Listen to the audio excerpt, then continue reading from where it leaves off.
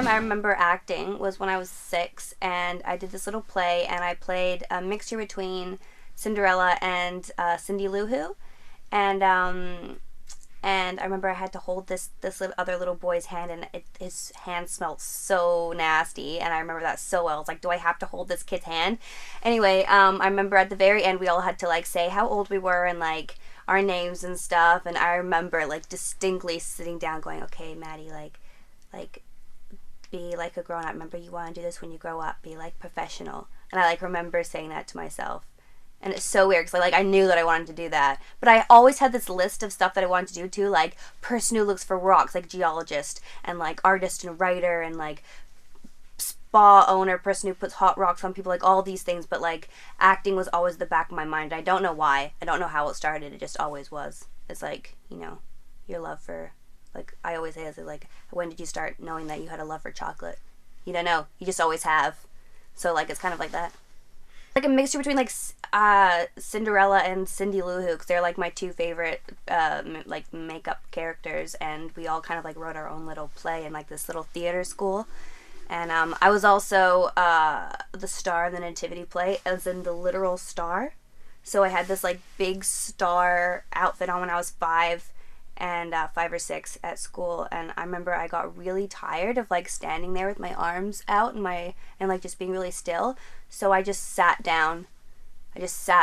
Everyone started laughing, and I never knew why until I got older and people told me. But apparently I was legendary after that. So God, I always kind of have, like when I was in grade 6 and I had moved to Australia by this point, I remember watching Much Ado About Nothing with Emma Thompson and Kenneth Branagh, and I remember this one monologue in the very beginning, and I just like fell in love with it, and I didn't really know exactly what it meant, but I knew that I really liked it, and so I looked it up on Google and I memorized it and I figured out what it was and stuff, and I was like 11 or 12 by this time, and I still know it, and I don't know, I've always just been fascinated by it, and yeah, I guess when I went into high school and started, you know, making sure that I took the classes that would allow me to do, you know, co-curricular drama and stuff, that's when I actually started taking it seriously, but it's always kind of been a serious thing in my heart. I don't know why, it just always has been. I guess the main thing about like figuring out if I'm improving or if I'm actually getting better is just by constantly learning about it.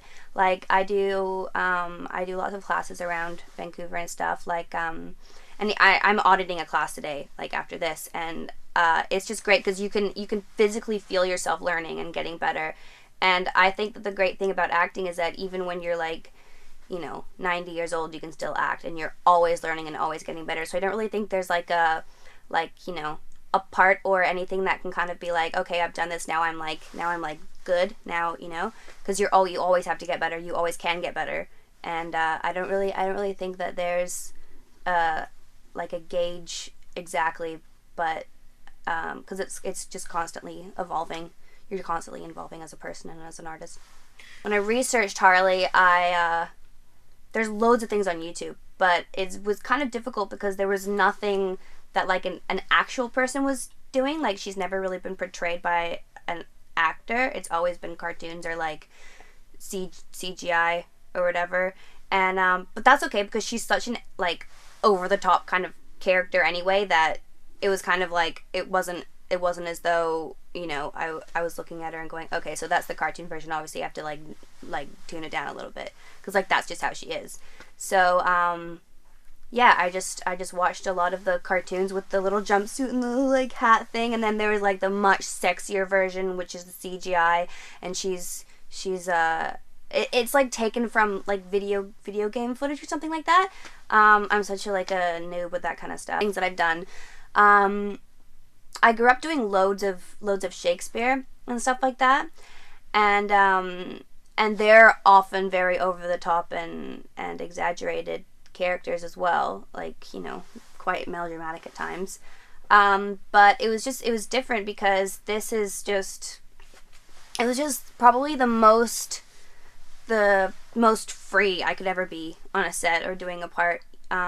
It was just, I just really connected to her, and I just felt quite easy playing her role. I just felt like I knew her, and so like the crew were very at ease in letting me just be free and kind of explore things and just, you know, do this how you think it would feel and stuff. So I think that was probably the most different to any other thing that I've done. I felt really free. I actually did the whole audition process like everybody else. It was like out in Richmond, like far away, and so I made sure that I had like my pigtails, getting into it a little bit, had these huge heels on, and I went in there and I met Kyle, and Brady was there, and it was just a really relaxed environment, and he was just recording on his iPad. Now that this is so rad, and I had to have this like a little like stuffed animal or something that I was talking to, so I brought in my little lucky lammy that I've had since grade 1, and so I brought her, and yeah, it was really good, and then shortly after I found out that I got it, I was so psyched.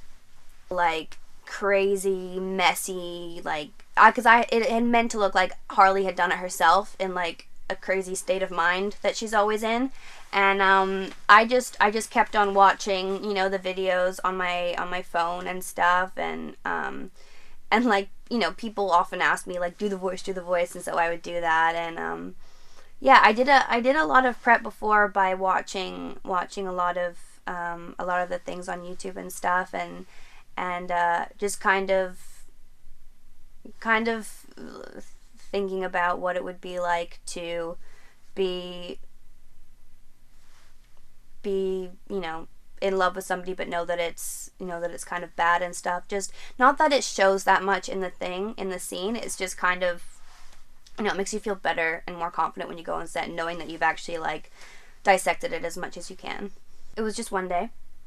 It was in a huge warehouse, really fucking cold. It was so freezing, but it was so cool. Like Kyle's friend owns it, and it's like completely desolate. Like there's nothing in there except for like this little office that they put their little computers in, and then just this huge open space, and like there's a loft up. You go up some stairs and there's a little loft, which was my love den for me and the Joker, and it was just really cool. Like it just really set the tone of everything. It was like dark and cold and freaky.